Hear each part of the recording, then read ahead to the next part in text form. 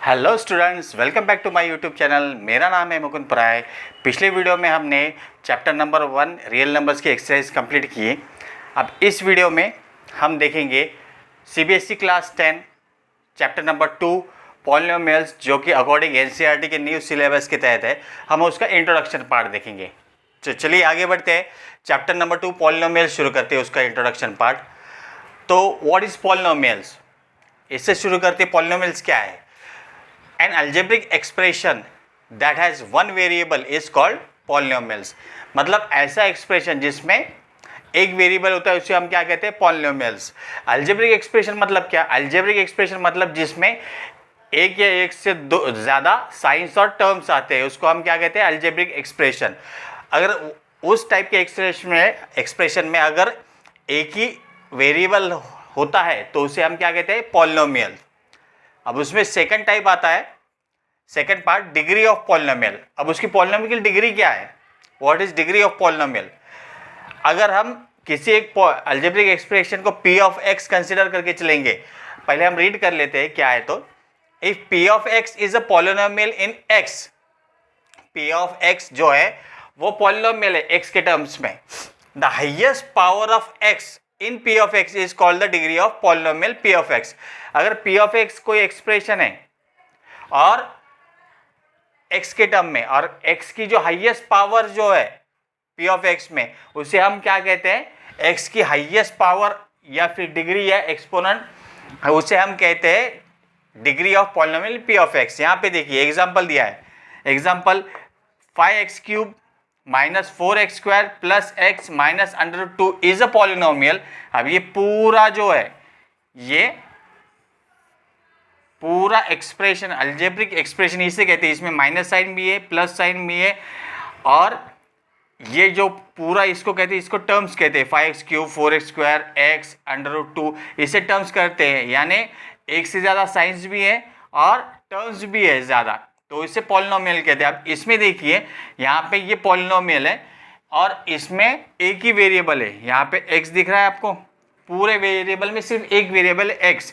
यहाँ आप A to Z में कोई भी अल्फ़ाबेट ले सकते हैं। यहाँ पे x लिया है, एक ही x पूरे एक्सप्रेशन में है in terms of variable x, और उसकी हाईएस्ट डिग्री देखिए क्या है। यहाँ पे 3 डिग्री है, ठीक है।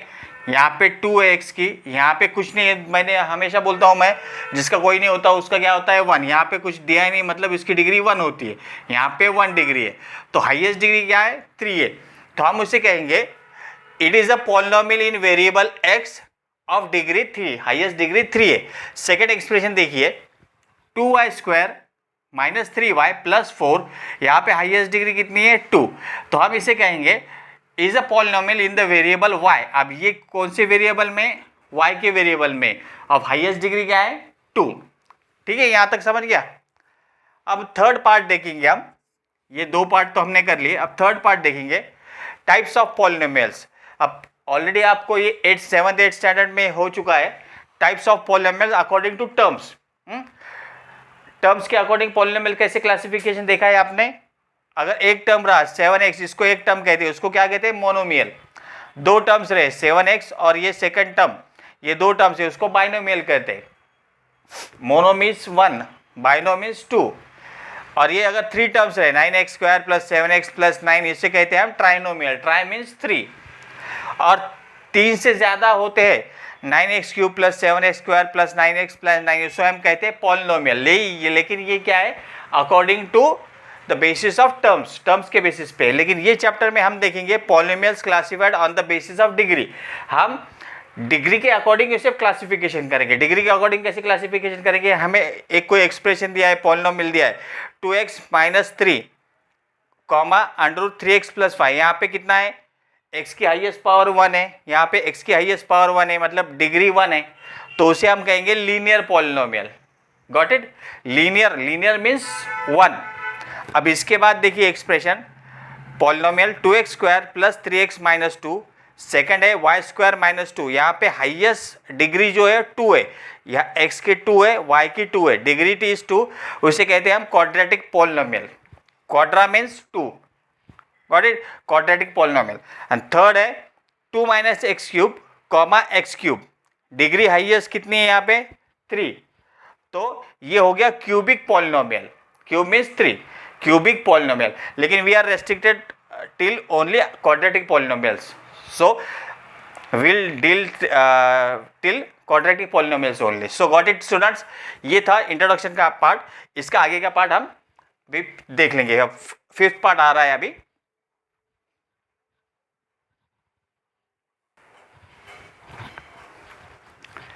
तो स्टूडेंट्स हम देखेंगे 5th पार्ट। 5th पार्ट में क्या दिया है, जीरोज ऑफ पॉलिनोमियल्स। अब जीरोज ऑफ पॉलिनोमियल क्या होता है, पहले डेफिनेशन पढ़ लेंगे। For a given polynomial where the value of variable is taken such that the given polynomial becomes zero is called as zeros of polynomial। मगर मतलब कोई अगर पॉलिनोमियल दिया है एक p of x, अगर उसके वेरिएबल की वैल्यू हम ऐसी लेते हैं कि वो पूरा इक्वेशन जीरो बनता है, उसे हम क्या कहते हैं, जीरोज ऑफ पॉलिनोमियल्स। हम एग्जांपल देखेंगे, p of x ये है पॉलिनोमियल 2x - 4, 2x - 4 हम पहले x निकालेंगे, x हम निकालेंगे तो नंबर पूरे हमको राइट साइड पे भेजने पड़ेंगे। 2x इक्वल्स टू x को अकेला करना पड़ेगा, 2x इक्वल्स टू -4 राइट को जाएगा तो +4, x इक्वल्स टू 2 डिवाइड करेंगे 4 को जाके, 4/2 2 × 2 2 2 = 4, x की वैल्यू आ गई 2, तो x equals to 2 is a zero of polynomial. क्यों, अगर x की वैल्यू अगर हम यहाँ पे 2 पुट करते हैं, 2 × 2 4, 4 - 4 0, मतलब x की या किसी वेरिएबल की ऐसी वैल्यू जो पुट करने के बाद p of x जीरो बनता है, तो उसे हम क्या कहते हैं, zeros of polynomial.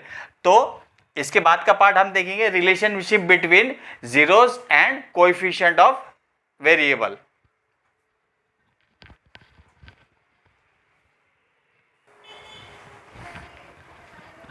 Students 6th part दिया है बुक में, relationship between zeros and coefficient of polynomials.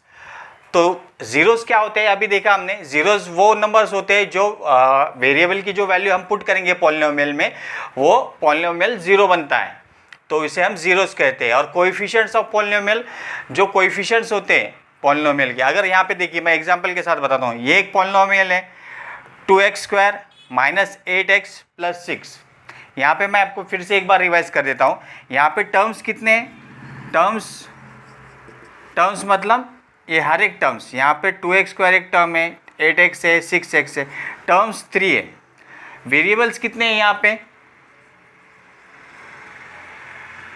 Variables जो A to Z के अल्फ़ाबेट में हम कोई भी एक अल्फ़ाबेट लिख सकते हैं। यहाँ पे x है, तो वेरिएबल क्या है, यहाँ पे सिर्फ x है, हम डील कर रहे हैं सिर्फ एक ही वेरिएबल में। यहाँ पे x यही एक वेरिएबल है, ठीक है, यही एक वेरिएबल है। बाद में हमें यहाँ पे कांस्टेंट देखना है, कांस्टेंट कितना है, यहाँ पे कांस्टेंट वो नंबर होता है जिसको वेरिएबल अटैच नहीं होता है। तो यहाँ पे कांस्टेंट क्या है, कांस्टेंट है 6, इसको वेरिएबल अटैच नहीं है, मतलब ये इसको 6 ये कांस्टेंट है। अब यहाँ पे कोएफिशिएंट बचा है। व्हाट आर कोएफिशिएंट,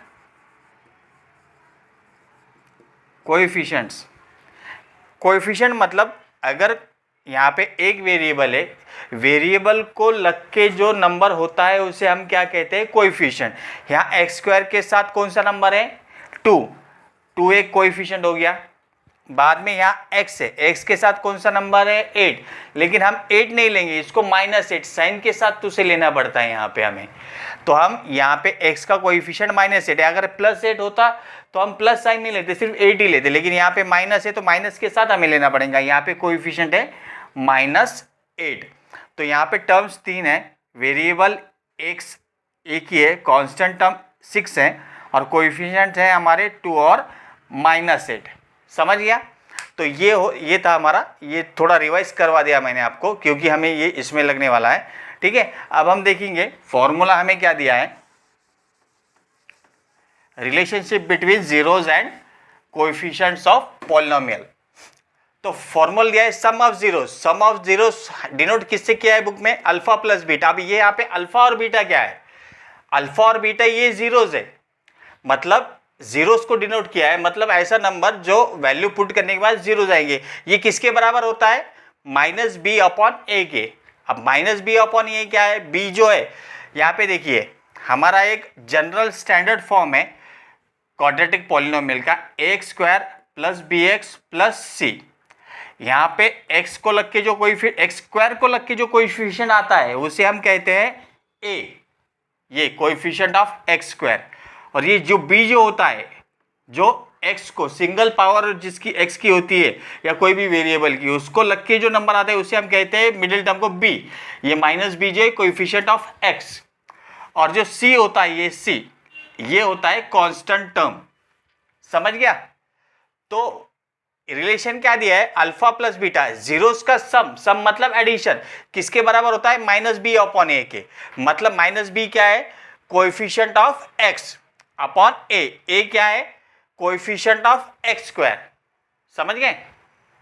बाद में प्रोडक्ट ऑफ जीरोस का प्रोडक्ट वो किसके बराबर है, अल्फा इंटू बीटा किसके बराबर है, सी अपॉन ए के।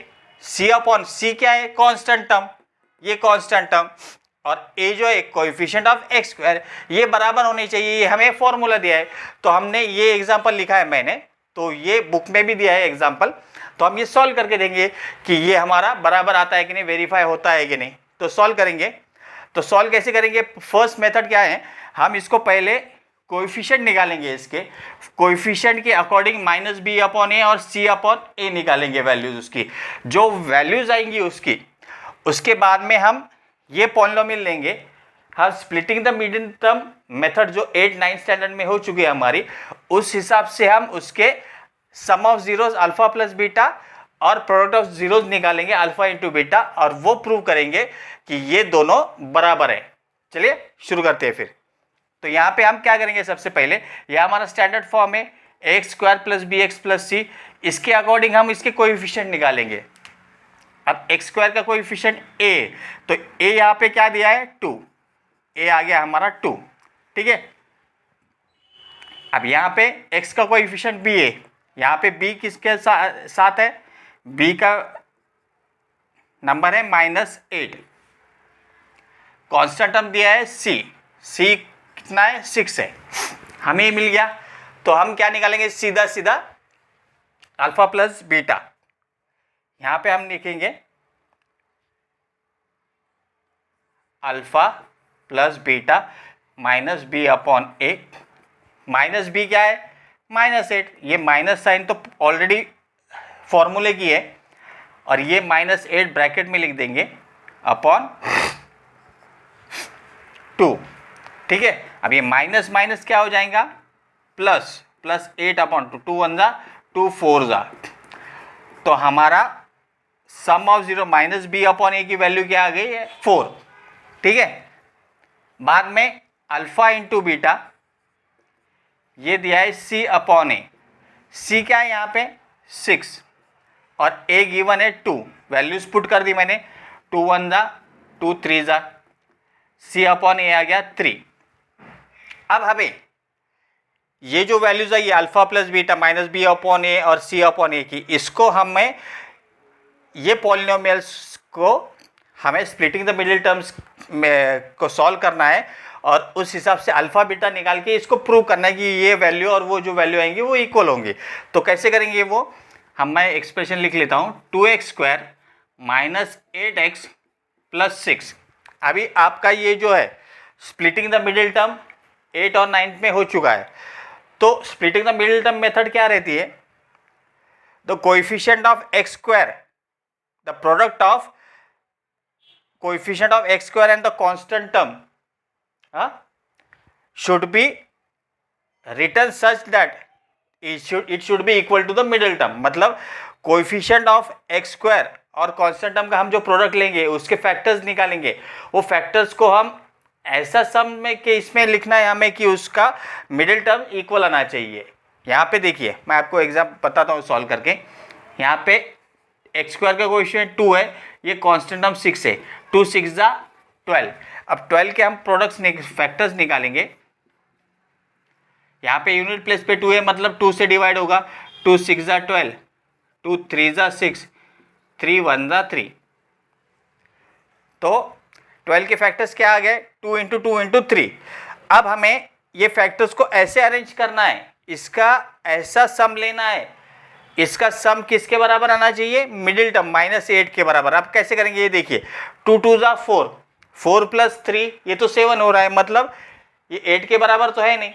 तो फिर कैसे करेंगे, हम क्या करेंगे, इसका प्रोडक्ट नहीं लेंगे, इसका और इसका प्रोडक्ट लेंगे। 2 3 ज़ा ये 6 और ये 2 एज इट इज, ठीक है।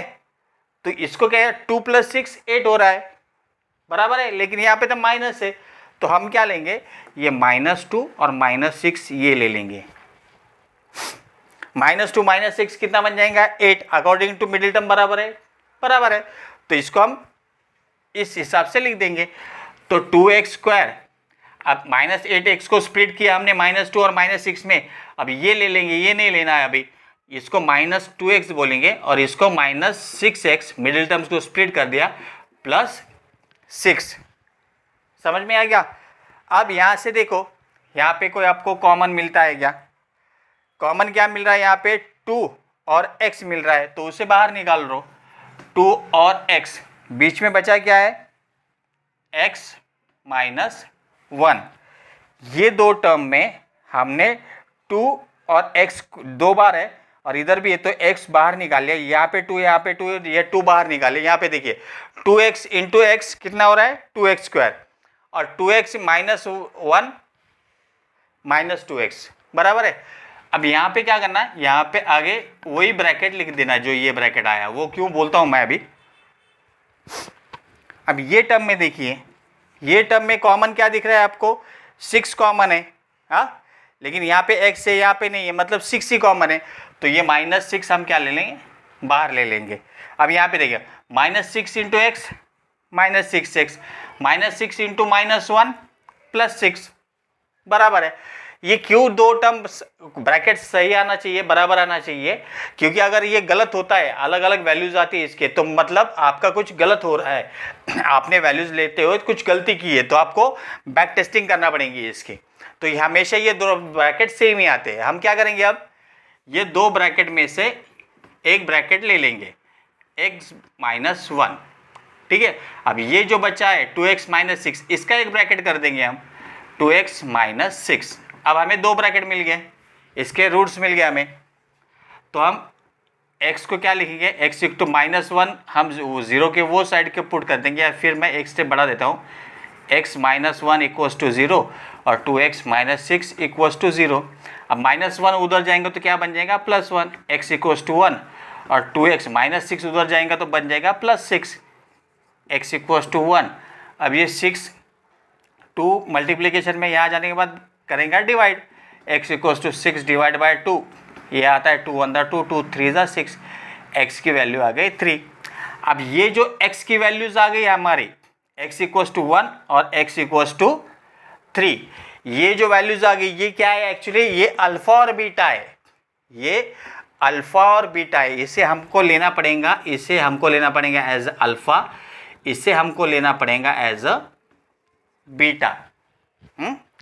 अब ये और अल्फा प्लस बीटा कंसिडर करके हम ये फॉर्मूले में डालेंगे और बताएंगे कि ये सम ऑफ जीरोस और प्रोडक्ट ऑफ जीरोस किसके बराबर है, -b/a और c/a के। तो हम ये पहले फॉर्मूला लिख लेंगे, sum of zeros equals to alpha plus beta. Alpha plus, यहाँ पे अल्फा क्या मिल गया हमें, वैल्यूज पुट कर देंगे, यहाँ पे 1 मिल गया, बीटा मिला हमें 3, तो बीटा की वैल्यू पुट कर देंगे, 1 + 3 = 4 आ गया। 4 किसके बराबर है, हमने तो अभी निकाला था, 4 क्या निकाला था अपन, -b/a। तो आगे आपको लिखना पड़ेगा this is equal to -b/a। बाद में हम लेंगे product of zeros, product of zeros, ये है अल्फा × बीटा। अब अल्फा हमने अभी निकाला, ये है 1 × 3, 1 3 = 3, लेकिन 3 किसके बराबर है, c/a के, तो हम इसके आगे लिख देंगे c/a। मतलब हमने दोनों मेथड से प्रूव कर दिया, सम ऑफ जीरोस और प्रोडक्ट ऑफ जीरोस ये -b/a और c/a के बराबर है, तो हैंस वेरीफाइड। ठीक है, समझ में आ गया स्टूडेंट्स। ये आपको एक्सरसाइज 1.2 सॉरी 2.1 तो आपको सिंपल एक्सरसाइज है। 2.2 एक्सरसाइज सॉल्व करते हुए ये आपको मेथड काम में आने वाली है। तो अगर कोई स्टूडेंट्स डाउट होगा तो प्लीज़ कमेंट बॉक्स में मुझे कमेंट कीजिए, आपके फ्रेंड्स को ये वीडियो शेयर कीजिए और प्लीज़ चैनल को सब्सक्राइब कीजिए। Thank you.